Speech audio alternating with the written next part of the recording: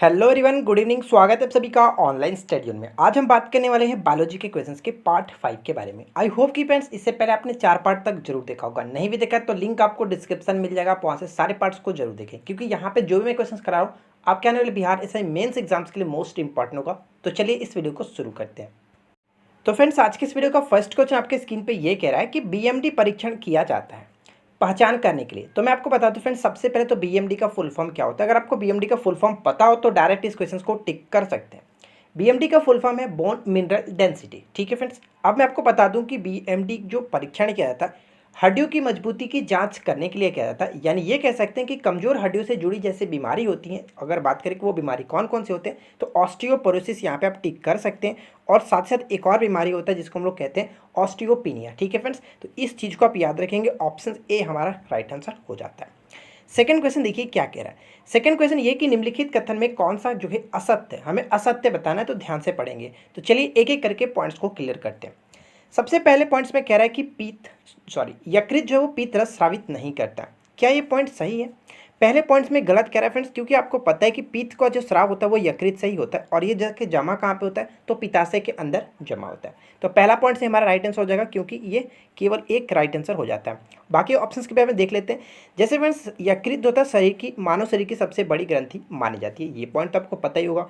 और third point में क्या लिखा गया कि पीत रस वसा के पाचन में महत्वपूर्ण भूमिका निर्वहन करता है, ये पॉइंट भी करेक्ट है। तो 2 और 3 तो राइट आंसर था, लेकिन एक गलत है, इसलिए ऑप्शन एक को टिक करेंगे। क्लियर, आगे बढ़ते हैं। और नेक्स्ट क्वेश्चन देखिए क्या कह रहा है।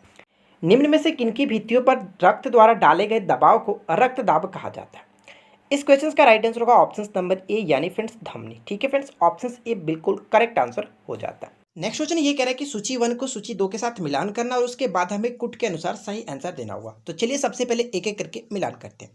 यहाँ पे पहला पॉइंट्स में कह रहा है कि उत्परिवर्तन का सिद्धांत, यानी कि इंग्लिश में इसको कहते हैं थ्योरी ऑफ म्यूटेशन। ठीक है फ्रेंड्स, उत्परिवर्तन यानी कि म्यूटेशन। म्यूटेशन का सिद्धांत किसने दिया था? तो एच.डी. व्रिज ने दिया था। कब? तो 1901 में। ठीक है फ्रेंड्स, 1901 ईस्वी में दिया था। ये पॉइंट याद रखेंगे। ए का साथ 2 मैच होगा, तो कह सकते हैं कि यहाँ पे हमारा ए के साथ 2 और ए के साथ 2 यहाँ पे मिल रहा है। उसके बाद क्या कह रहे हैं कि विकास का सिद्धांत, यानी फ्रेंड्स विकासवाद का सिद्धांत भी आप कह सकते हैं, चार्ल्स डार्विन ने दिया था। तो 2 के साथ बी का 3 के साथ मैच होना चाहिए, तो राइट आंसर हो गया ऑप्शन नंबर बी। क्लियर, आगे देख लीजिए। एक जीन एक एंजाइम का परिकल्पना किसने दिया था? तो विटल वीक और टैटम ने दिया था। ऑप्शन नंबर यहाँ पे ए हो जाएगा, सी का फर्स्ट के साथ। क्लियर फ्रेंड्स, तो इन तीनों को याद रखेंगे, काफी अच्छा प्रश्न बन जाता है। ठीक है फ्रेंड्स, आगे बढ़ते हैं। देखिए फ्रेंड नेक्स्ट क्वेश्चन में क्या कह रहा है कि स्टार्च और सेलुलोज के बारे में निम्नलिखित कथनों में से कौन सही नहीं है? तो ध्यान से पढ़ना, सही नहीं है। तो पहला और दूसरा पॉइंट तो बिल्कुल करेक्ट है फ्रेंड्स, क्योंकि स्टार्च तथा सेलुलोज जो होते हैं दोनों ही वनस्पतियों से प्राप्त होने वाले कार्बनिक बहुलक होते हैं। क्लियर, और जो कि ग्लूकोज के अणुओं से निर्मित होते हैं। तो ये तीनों पॉइंट तो क्लियर हो गया। अब बात करते हैं फ्रेंड्स, जो कि ऑप्शन सी को आप देख रहे हैं, आयोडीन के साथ दोनों रंग प्रदान करते हैं। ये बिल्कुल गलत है, क्योंकि फ्रेंड्स स्टार्च जो होता है आयोडीन के साथ रंग प्रदान करता है, लेकिन सेलुलोज नहीं करता है। तो ये जब याद रखेंगे, ऑप्शन सी हमारा यहाँ पे बिल्कुल करेक्ट आंसर हो। कोशिका में निम्न में से कौन सी पाचन थैली कहलाती है?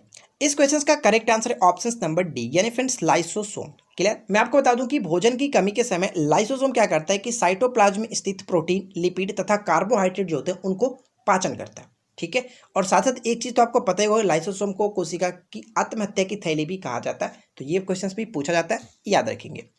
नेक्स्ट क्वेश्चन में क्या कह रहा है कि जीवाणु कोशिका में सूत्रकर्णिका की संख्या क्या होती है? सूत्रकर्णिका का मतलब होता है फ्रेंड्स माइट्रोकॉन्ड्रिया जी। ठीक है, इंग्लिश में इसको माइट्रोकॉन्ड्रिया कहते हैं, और जो हिंदी होता है इसका सूत्रकर्णिका होता है। ठीक है, अब मैं आपको बता दूं कि जो जीवाणु होते हैं यानी कि बैक्टीरिया होते हैं, उनमें किसी भी प्रकार की कोई भी माइट्रोकॉन्ड्रिया नहीं होते, इसलिए राइट आंसर होगा option number D. One of the most important question है, इस चीज को आप याद रखेंगे। नेक्स्ट क्वेश्चन क्या बनता है कि निम्न में से कौन सी एक कोशिकीय कोशिकांग समूह में डीएनए होता है? अब बात करते हैं फ्रेंड्स, किस कोशिकीय कोशिकांग समूह में डीएनए होता है? इस क्वेश्चन का करेक्ट आंसर होगा ऑप्शन नंबर ए, यानी फ्रेंड्स सूत्रकर्णिका, केंद्रक और हरित लवक। यानी कि माइट्रोकॉन्ड्रिया, न्यूक्लियस और क्लोरोप्लास्ट जो होते हैं, यानी कि हरित लवक का मतलब क्लोरोप्लास्ट, इसमें डीएनए मौजूद होता है, इसलिए राइट आंसर ए को टिक करके आगे बढ़ेंगे। देखिए नेक्स्ट क्वेश्चन में क्या कह रहा है। नेक्स्ट क्वेश्चन बनता है कि प्रोटीन जो कोशिका के भीतर उपयोग की जाती है किसके द्वारा संश्लेषित होता है? काफी अच्छा प्रश्न है। इस क्वेश्चन का राइट आंसर क्या होगा? इसका right answer option number D, यानी फ्रेंड्स मुक्त राइबोसोम के द्वारा। ऑप्शन डी बिल्कुल करेक्ट आंसर हो जाता है। बात करते हैं नेक्स्ट क्वेश्चन की। मानव शरीर में मौजूद निम्नलिखित कोशिकाओं में से किसमें माइट्रोकॉन्ड्रिया नहीं पाया जाता?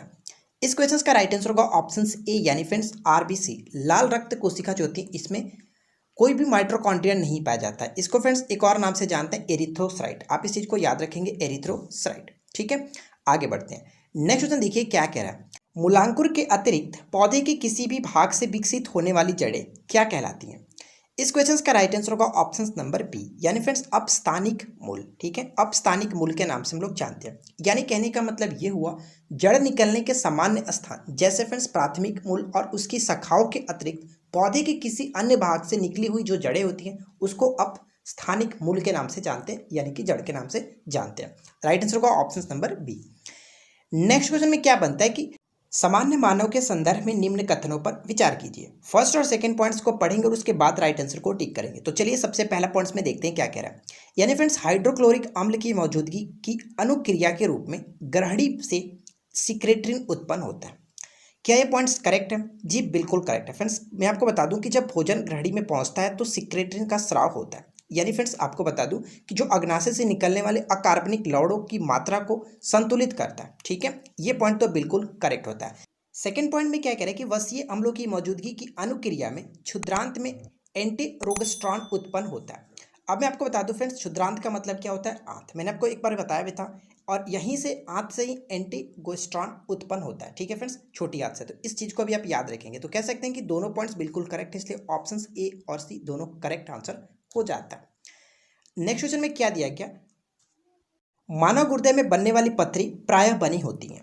तो देखिए फ्रेंड्स, मानव गुर्दे में बनने वाली जो पथरी होती है वो नॉर्मली कैल्शियम ऑक्जेलेट की बनी होती है, लेकिन इसमें भी कई प्रकार की कई चीज़ें शामिल होती हैं। मैं आपको उनके बारे में आपको बताता हूँ कि पथरी में मुख्यतः फ्रेंड्स कैल्शियम ऑक्जेलेट के 80% पाए जाते हैं, यूरिक अम्ल 5% होता है, अमीनो अम्ल सिस्टीन जो होता है वो 2% होता है, मैग्नीशियम और अमोनियम फॉस्फेट जो होता है वो 13% के करीब होता है। तो ये सारे पॉइंट्स जो आप याद रखेंगे, फिलहाल आपको याद रखना है 80% जो कि कैल्शियम ऑक्जेलेट होता है। ठीक है, आगे बढ़ते हैं।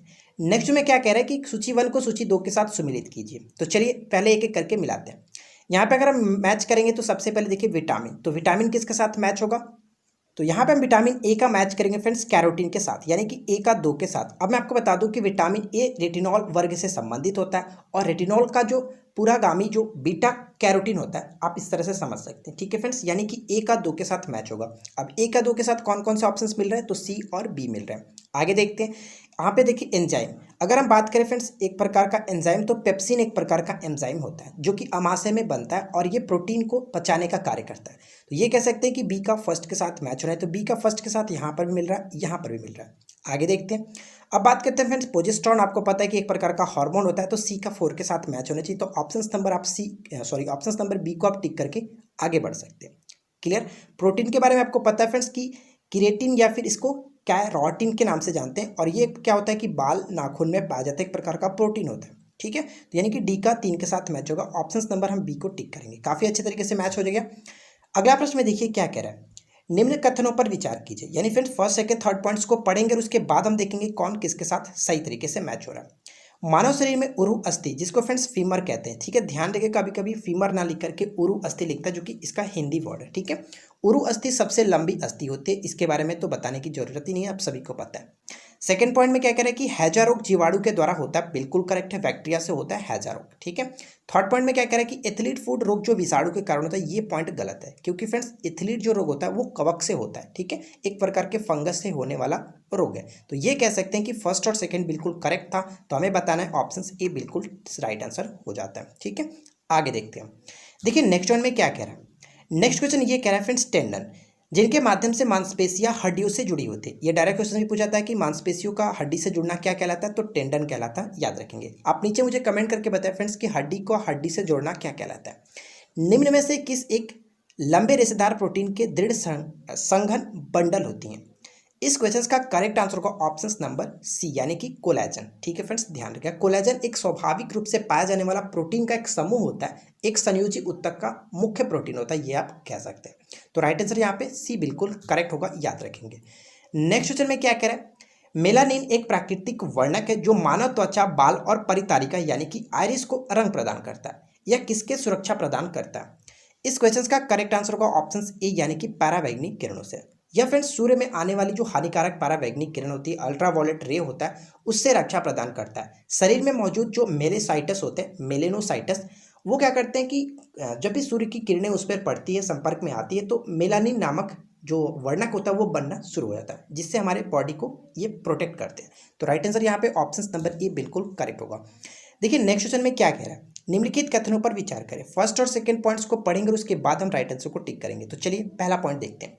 विषाणु को कभी निष्क्रिय अवस्था में नहीं रखा जा सकता है। क्या यह पॉइंट सही है फ्रेंड्स? जी नहीं, ये पॉइंट गलत है, क्योंकि मैं आपको बता दूं फ्रेंड्स कि विषाणुओं की प्रकृति सजीव और निर्जीव दोनों प्रकार की होती है, और इसी वजह से इनको क्या कहा था, सजीव और निर्जीव के बीच की कड़ी, यानी कि विषाणु को सजीव और निर्जीव के बीच की कड़ी कहा जाता है। तो पहला पॉइंट तो करेक्ट नहीं है, गलत दिया गया था। सेकेंड पॉइंट्स में क्या कह रहा है कि यह किसी जीवित कोशिका में पहुंचते ही सक्रिय हो जाते हैं और एंजाइमों का संश्लेषण करने लगते हैं। ये पॉइंट बिल्कुल करेक्ट है, कोई दिक्कत नहीं है। तो ये कह सकते हैं फ्रेंड्स फर्स्ट जो कि गलत था, सेकंड सही है, इसलिए राइट आंसर हमारा बी यहाँ पे करेक्ट आंसर हो जाता है। ठीक है, आगे बढ़ते हैं। नेक्स्ट क्वेश्चन देखिए क्या कह रहा है, निम्नलिखित में से कौन सा एक कोशिकीय जीव का उदाहरण है? तो एक कोशिकीय जीव का उदाहरण जो इसमें से दिया गया वह बिल्कुल करेक्ट है, प्रोटोजोआ। ठीक है फ्रेंड्स, प्रोटोजोआ एक कोशिकीय जीव का उदाहरण है। नेक्स्ट क्वेश्चन में क्या बनता है कि प्राचीन काल में जानवरों, पौधों और अन्य जीवों के संरक्षण अवशेषों या चिन्हों के अध्ययन का विज्ञान क्या कहलाता है? यानी कि ये कह सकते हैं कि जीवाश्म विज्ञान का, जैसे कहते हैं कि जीवाश्म विज्ञान क्या है, इसका राइट आंसर होगा ऑप्शन नंबर सी, यानी कि पैलेंटियोलॉजी जो होता है जीवाश्म विज्ञान, इसी के अंतर्गत आता है। तो राइट आंसर क्या है? ऑप्शन नंबर सी, यानी फ्रेंड्स पैलेंटियोलॉजी का हो या फिर इसको हिंदी में जीवाश्म विज्ञान कह सकते हैं। तो राइट आंसर होगा option number C. Next question में क्या करें कि निम्नलिखित कथनों में से असत्य कथन कौन सा है? तो चलिए एक एक करके देखते हैं। असत्य कथन हमें बताना है। तो पहला पॉइंट्स में क्या लिखा कि धमनियां, जिसको आर्टरीज कहते हैं, रक्त वहन करती हैं जो ऑक्सीजन से भरी होती है। ये पॉइंट बिल्कुल करेक्ट है, आप इसको याद रखेंगे। सेकेंड पॉइंट में क्या कह रहा है कि हृदय से शरीर की ओर जाने वाली रक्त वाहिनी को धमनी कहते हैं। ध्यान रखिएगा, हृदय से शरीर की ओर जाने वाली रक्त वाहिनी को धमनी कहते हैं, और उल्टा जिसका होता है उसको सिरा कहते हैं। ठीक है, ये पॉइंट भी करेक्ट है। थर्ड पॉइंट में क्या कह रहा है कि पाल्मोनरी धमनी दाहिने निलय से फेफड़ों में रक्त पहुंचाता है जिसमें अशुद्ध रक्त होता है। एक चीज़ मैं आपको बता दूं फ्रेंड्स, काफ़ी अच्छा पॉइंट्स ये बन सकता है, ध्यान रखिएगा। हृदय में दाहिनी जो भाग होते हैं उसमें अशुद्ध रक्त होता है, यानी कि कार्बन डाइऑक्साइड युक्त रक्त होता है, जबकि बाएं अगर भाग के बारे में बात करें तो उसमें शुद्ध रक्त होता है जिसमें ऑक्सीजन युक्त रक्त होता है। तो ये दोनों पॉइंट्स आप याद रखेंगे। ठीक है, और यहाँ पे ये पॉइंट बहुत इंपॉर्टेंट है, थर्ड पॉइंट को आप अच्छे से याद रखिएगा। तो फिलहाल यहाँ पे तीनों पॉइंट्स बिल्कुल करेक्ट दिए गए थे, इसलिए राइट आंसर हम डी को टिक करेंगे, इनमें से कोई नहीं। ठीक है फ्रेंड्स, आगे बढ़ते हैं। देखिए नेक्स्ट वन में क्वेश्चन में क्या कह रहा है, मोटापे को नापने के लिए निम्नलिखित में से किसका उपयोग किया जाता है? अब देखिए फ्रेंड्स, इस क्वेश्चन का राइट आंसर बताने से पहले आपसे छोटी सी रिक्वेस्ट करूंगा, अगर आपको ये वीडियो पसंद आ रही हो, क्वेश्चंस अच्छे लग रहे हो, तो प्लीज़ वीडियो को लाइक जरूर किया करो। आप लोग लाइक नहीं करते हो, ये बहुत गलत बात है, प्लीज़ लाइक करो। ठीक है, देखिए बात करते हैं इस क्वेश्चन का राइट आंसर क्या होगा कि मोटापे को नापने के लिए निम्नलिखित में से किसका उपयोग किया जाता है? इस क्वेश्चन का राइट आंसर होगा ऑप्शन नंबर सी, यानी कि BMI। अब ये BMI क्या है तो मैं आपको बता दूं, इसका फुल फॉर्म क्या होता है, बॉडी मास इंडेक्स कैलकुलेटर। ठीक है friends, body mass index calculator, जिसकी मदद से हम लोग मोटापे की नाप करते हैं। अगला प्रश्न ये बनता है कि मनुष्य को रोटी चबाने पर मीठा लगने का कारण निम्नलिखित में से कौन सा है? इस क्वेश्चन का करेक्ट आंसर होगा ऑप्शन नंबर ए, यानी फ्रेंड्स कार्बोहाइड्रेट शर्करा में परिवर्तित हो जाता है। ठीक है, लार में एमाइलेज नामक एक एंजाइम होता है जो कि आपको पता है, और फ्रेंड्स ये क्या करता है कि अविलय शर्करा और स्टार्च को एक सुविलय साधारण शर्करा यानी कि माल्टोज में परिवर्तित कर देता है। तो ये पॉइंट बहुत इंपॉर्टेंट है, याद रखिएगा। ठीक है फ्रेंड्स, अच्छा यहाँ से मैं आपके लिए छोटा सा चीज़ पूछता हूँ, आप नीचे मुझे कमेंट्स करके बताइएगा। यहाँ पर मैंने लार से संबंधित कुछ बात कही, तो आपको बताना फ्रेंड्स लार का pH वैल्यू कितना होता है, मैंने आपको कई बार बताया भी है। तो चलिए नेक्स्ट क्वेश्चन देखते हैं। अगला प्रश्न ये बनता है कि प्राणियों में निम्नलिखित में से किस प्रकार के संयोजी ऊतकों में वसा संग्रहित होती है? तो संयोजी ऊतकों में वसा संग्रहित होती है किस टाइप का? तो इसका राइट आंसर होगा option number A, adipocyte. Option A बिल्कुल करेक्ट आंसर हो जाता है। अब मैं आपको बता दूं कि एडिपोसाइट एक जंतु कोशिका है जिसका मुख्य कार्य होता है कि संयोजी ऊतकों में वसा का भंडारण करना। ठीक है, ये पॉइंट आप याद रखेंगे। अगला प्रश्न देखिए क्या कह रहा है, खालिस्तान का अपघटन मानव में अल्जाइमर रोग का अभिलक्षण है जिसमें मनुष्य का याददाश्त कमजोर हो जाता है। बात अल्जाइमर रोग की जा रही है तो आपको बस बिना सोचे मस्तिष्क को टिक करना। ठीक है फ्रेंड्स, अल्जाइमर रोग का सीधा संबंध मस्तिष्क से होता है। इसमें होता क्या है कि इसमें मनुष्य की जो याददाश्त होती है वो कमजोर पड़ जाती है। अगला प्रश्न क्या बनता है कि मनुष्य के शरीर में क्रेनियल ग्रंथियों की संख्या कितनी है? क्रेनियल तंत्रिकाओं की संख्या कितनी है? इसका राइट आंसर होगा ऑप्शन नंबर ए, 12 जोड़ी पाई जाती हैं। ऑप्शन ए बिल्कुल करेक्ट आंसर है, याद रखेंगे। नेक्स्ट क्वेश्चन क्या बनता है कि निम्नलिखित में से कौन सा कथन असत्य है? तो चलिए एक एक करके देखते हैं। सबसे पहला पॉइंट में कह रहा है कि सबसे ज़्यादा लोहा हरी सब्जी में पाया जाता है, बिल्कुल करेक्ट है, कोई दिक्कत नहीं। सेकंड पॉइंट में कह रहा है कि हरी सब्जियों में मेथी के पत्ते लोहे की मात्रा सर्वाधिक होती है, ये भी पॉइंट बिल्कुल करेक्ट है, इसमें भी कोई दिक्कत नहीं। थर्ड पॉइंट में क्या कह रहे हैं फ्रेंड्स कि प्रति ग्राम के अनुसार सबसे ज़्यादा लोहा सेव में यानी कि एप्पल में पाया जाता है, ये पॉइंट गलत है फ्रेंड्स, सेव में नहीं सेम में पाया जाता है, सबसे अधिक अगर प्रति ग्राम की बात करें तो सेम में होता है, ठीक है। तो ये कह सकते हैं कि ऑप्शन सी हमारा यहाँ पे करेक्ट होगा, जो कि असत्य है। तो इस चीज़ को आप याद रखेंगे।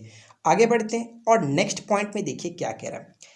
एपीफाइटस वे पौधे हैं जो दूसरे पौधों पर आश्रित हैं, इस क्वेश्चन का करेक्ट आंसर क्या होगा। एपीफाइटस के बारे में मैंने आपको ये बताया था फ्रेंड्स कि एपीफाइटस वे पौधे होते हैं जो कि यांत्रिक अवलंबन के लिए दूसरे पौधे पर निर्भर होते हैं। ऑप्शन नंबर डी बिल्कुल करेक्ट आंसर हो जाता है। बात करते हैं नेक्स्ट क्वेश्चन की। तो देखिए अगला प्रश्न में क्या कह रहा है कि पर्यावरण का अजैव अवयव का उदाहरण है, यानी फ्रेंड्स पर्यावरण का अजैव अवयव का उदाहरण क्या होता है। तो अगर आपने इन्वायरमेंट वाली हमारी वीडियो देखी होगी तो उसमें मैंने आपको अच्छे से बताया था कि अजैव और जैव क्या होते हैं।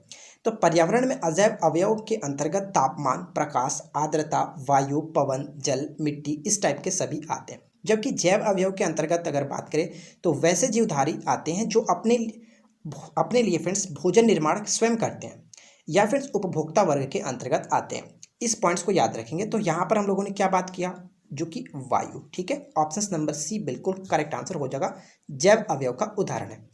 अगला प्रश्न यह बनता है कि लेप्रोसी बैसिलम का आविष्कार किसने किया था। इस क्वेश्चन का करेक्ट आंसर होगा ऑप्शन नंबर बी, यानी फ्रेंड्स हैंसेन ने, ठीक है, हैंसेन ने। लेप्रोसी मतलब कुष्ठ, याद रखेंगे कुष्ठ रोग, ठीक है। अब एक चीज़ मैं आपको क्लियर कर दूं फ्रेंड्स कि यहाँ से क्वेश्चन ये पूछा जा सकता है कि प्रत्येक वर्ष कुष्ठ रोग दिवस कब मनाया जाता है। तो आप मुझे नीचे कमेंट्स करके बताइए। मैं आपको हिंट कर देता हूँ कि 30 होता है, ठीक है, डेट 30 है, लेकिन महीना आप बताइएगा कि कौन से महीने में मनाया जाता है। 30 मैंने आपको बता दिया। देखिए नीचे आप नेक्स्ट क्वेश्चन में क्या कह रहा है। अगला प्रश्न ये बनता है कि जाइलम किसका स्थानांतरण करता है। जो जाइलम होता है फ्रेंड्स वो किसका स्थानांतरण करता है। तो राइट आंसर होगा ऑप्शन नंबर डी, जल, खनिज, लवणों, कुछ जैवीय, नाइट्रोजन और हार्मोन का। ऑप्शन नंबर डी बिल्कुल करेक्ट आंसर हो जाएगा, ध्यान रखेंगे, ठीक है फ्रेंड्स। आगे बात करते हैं, नेक्स्ट क्वेश्चन देखिए क्या कहता है। निम्नलिखित में से कौन जैव नियंत्रण के एक कारक के रूप में पादप रोग उपचार के लिए उपयोग किया जा सकता है।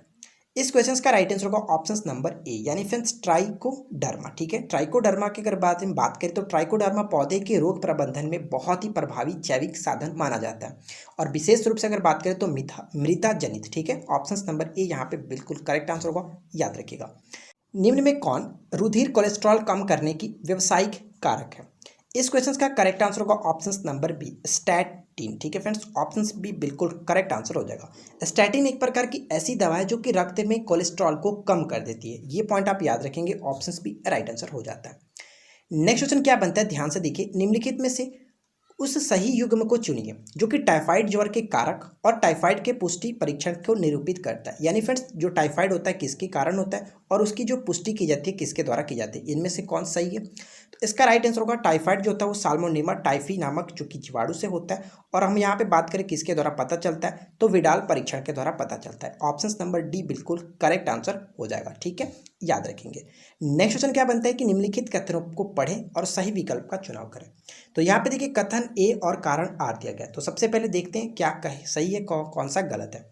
तो पहला क्या कह रहा है कि मानव शरीर में यकृत वसा के पाचन में महत्वपूर्ण भूमिका निभाता है, और ये क्वेश्चन हम लोगों ने फर्स्ट और सेकंड क्वेश्चन में ही देखा था, तो ये बिल्कुल करेक्ट है, कोई दिक्कत नहीं।